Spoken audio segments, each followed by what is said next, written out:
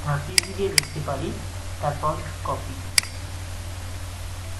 আমরা পুনরায় এই অংশটুকুকে ধরব, রোটেট লিখে ডাবল ক্লিক করব। এখানে আমরা এই মুহূর্তে -120 ডিগ্রি দেব, দিয়ে কপি দেব। তাহলে এরকম একটি শেপ আমাদের তৈরি হয়ে যাবে।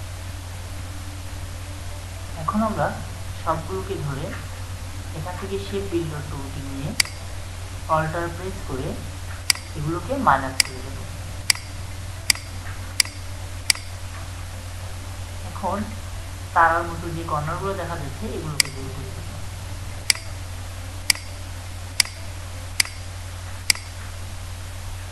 এগুলো আমরা দূর করব।